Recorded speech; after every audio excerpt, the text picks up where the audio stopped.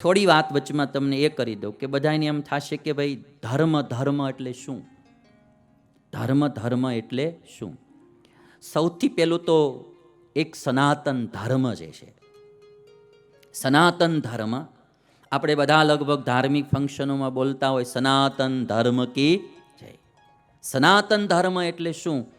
સદા ભવતી ઇતિ સનાતન, જે સદૈવને માટે રહે છે, સદૈવને માટે આ લોકમાં રહે, એ ધર્મને સનાતન ધર્મ કહેવામાં આવે. દાખલા તરીકે સત્ય બોલવું, બરાબર, ચોરી ન કરવી, વ્યભિચાર ન કરવો, બરાબર છે, સત્ય બોલવું, ચોરી ન કરવી, વ્યભિચાર ન કરવો ઇત્યાદિક અમુક અમુક ધર્મો છે આપણા શાસ્ત્રોમાં લખાણા. એ સતયુગમાંય પાળવાના હોય, ત્રેતાયુગમાંય પાળવાના હોય, દ્વાપર યુગમાંય પાળવાના હોય અને કળયુગમાં પણ પાળવાના હોય. ચારેય યુગમાં એ ધર્મ પાળવાના હોય. કોઈ એમ ન કહીએ કે ભાઈ સતયુગમાં સત્ય બોલવું પડે, કળયુગમાં ખોટું હાલે, એ ન કહી શકો તમે.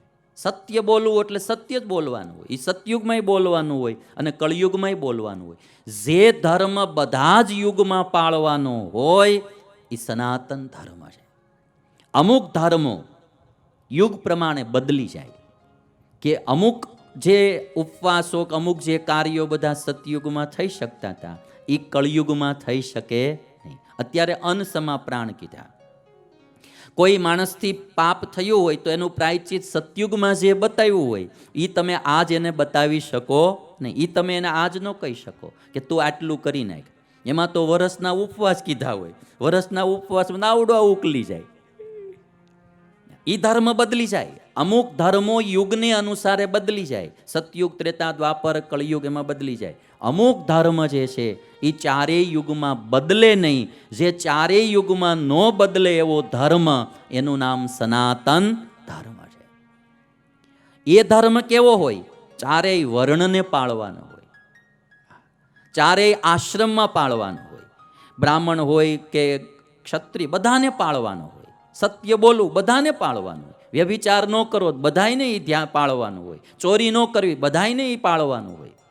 ગમે એ વર્ણ હોય, ગમે એ આશ્રમ હોય, ગમે એ દેશ હોય, ગમે એ યુગ હોય, અમુક ધર્મો જે સમાજની વ્યવસ્થા માટે, લોકના ધારણ માટે જરૂરી છે, એવા જે મૂલ્યવાન ધર્મો, એને સનાતન ધર્મ કહેવામાં આવે. ઘણીવાર આપણે જય બોલાવતા હોય સનાતન ધર્મની જય, પણ હું સનાતન ધર્મ એ માણસને ખબર નથી. અને આ ધર્મોને આધારે સમાજ ટકી રહે, વ્યવસ્થા ટકી રહે. ધર્મ જાય એટલે બધું જ જાય. એટલા માટે આ એક સનાતન ધર્મ જે છે એની રક્ષા હરેક વ્યક્તિએ કરવી. જેણે પોતાની રક્ષા કરવી હોય એને સમાજ, એને પોતે સનાતન ધર્મનું પાલન કરવું, સનાતન ધર્મનું પોષણ કરવું. એટલે કોઈ પણ સંપ્રદાય હોય, હા, કોઈ પણ સંપ્રદાયની શાખાઓ પ્રશાખાઓ બધાએ સનાતન ધર્મનું પોષણ કરવાનું હોય.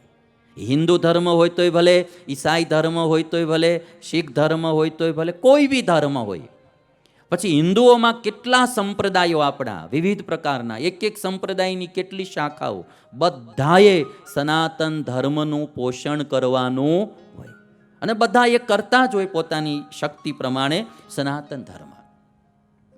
સનાતન ધર્મ એ જો ના રહે તો સમાજમાં કોઈ વ્યવસ્થા રહે નહીં.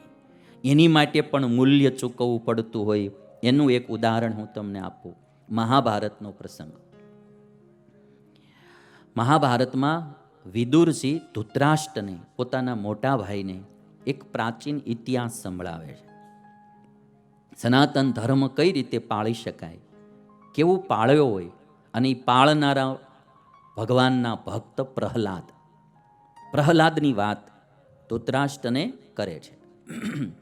હવે પ્રહલાદના દીકરાનું નામ હતું વિરોચન.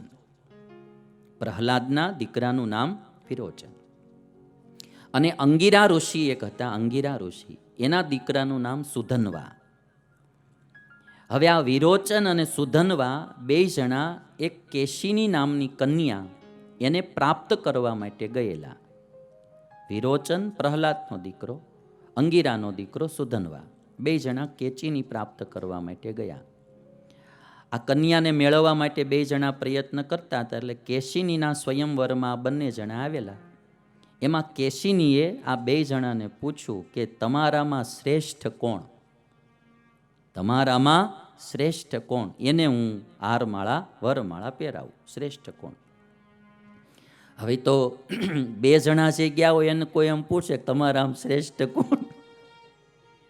એટલે સ્વાભાવિક છે ને, બધા એ ઓલો કે હું શ્રેષ્ઠ, ઓલો કે હું શ્રેષ્ઠ. એટલે પ્રહલાદનો દીકરો વિરોચન કે હું શ્રેષ્ઠ, અને સુધન્વા કે હું શ્રેષ્ઠ. પછી બે જણાએ શરત નાખી કે જો હું શ્રેષ્ઠ ન હોઉં તો મારે મારા પ્રાણ છોડી દેવા, ઓલો કે હું ન હોઉં તો મારે છોડી દેવા. તો કે પણ હવે આનો નિર્ણય કોણ કરશે? આપણા બેમાં શ્રેષ્ઠ કોણ? હું કહું છું કે હું શ્રેષ્ઠ, તું કહે છું કે તું શ્રેષ્ઠ, તો આમાં શ્રેષ્ઠ કોણ? આનો નિર્ણય કોણ કરશે? અને ત્યારે અંગીરા પુત્ર સુધન્વાએ એમ કીધું, એનો નિર્ણય તારા પિતાજી પ્રહલાદ કરશે. કે તારા પિતા પ્રહલાદ કરશે. કે હવે આમ તમે આમ વિચાર કરો કે પ્રહલાદની સત્યનિષ્ઠા ઉપર સુધન્વાને કેટલો ભરોસો હશે કે તારો બાપ આનો નિર્ણય કરશે. એક બાજુ દીકરો, એક બાજુ સત્ય. હવે આ બે હામે હામું આવે. સનાતન ધર્મનું પાલન કરવું એ મુશ્કેલ છે ભાઈ, કઠિન છે. એક બાજુ દીકરો ને એક બાજુ સત્ય. અને સુધન્વાને એટલો ફેથ, એવા પુરુષો આ પૃથ્વી ઉપર જન્માની આ ભારત ભૂમિમાં સામેના માણસને, દુશ્મનને પણ એમ થાય કે આ માણસ ખોટું તો કોઈ દે બોલે જ નહીં. આવો એને ભરોસો. સુધન્વા કહે છે કે તારા પિતા પ્રહલાદ કરશે. અને બે જણા પ્રહલાદ પાસે આવ્યા. સુધન્વાએ એટલું કીધું કે મને ભરોસો છે કે ન્યાય કરશે. પિતરમ તે ગમિષ્યાવહ. સુધન્વા કે વિરોચનને, પિતરમ તે ગમિષ્યાવહ, તારા પિતા પાસે આપણે જઈએ. પ્રાણયોર વિપણે કૃતે પુત્રસ્યાપી સહેતોર્હિ પ્રહલાદો નાનૃતમ વદે. પુત્રની માટે પણ પ્રહલાદ અનૃત એટલે ખોટું તો બોલશે જ નહીં. ચાલ આપણે તારા બાપ પાસે જઈએ. હવે બંને જણા આવ્યા અને સુધન્વાએ વાત કરી કે આવી રીતે અમે બે જણાએ શરત નાખી છે અને અમારા બેમાં શ્રેષ્ઠ કોણ એ તમે કહો. અને ત્યારે પ્રહલાદે એના દીકરા વિરોચનને એટલું કીધું, બેટા સુધન્વા તારાથી શ્રેષ્ઠ છે અને સુધન્વાના પિતા અંગીરા મુનિ એ મારા કરતા શ્રેષ્ઠ છે અને સુધન્વાની માતા એ તારા માતા કરતા શ્રેષ્ઠ છે. એકની વાત નહીં હોત, વાત આ બેની પૂછવાની. સુધન્વા શ્રેષ્ઠ કે વિરોચન શ્રેષ્ઠ? પ્રહલાદ કહે છે એના દીકરા વિરોચનને કે સુધન્વા તારા કરતા શ્રેષ્ઠ છે અને એના પિતા મારા કરતા શ્રેષ્ઠ છે અને એની માતા તારી માતા કરતા શ્રેષ્ઠ છે. હવે તારા પ્રાણ સુધન્વાના હાથમાં છે. કારણ કે બે જણાએ શરત મારી હતી, પ્રાણ છોડી દેશે.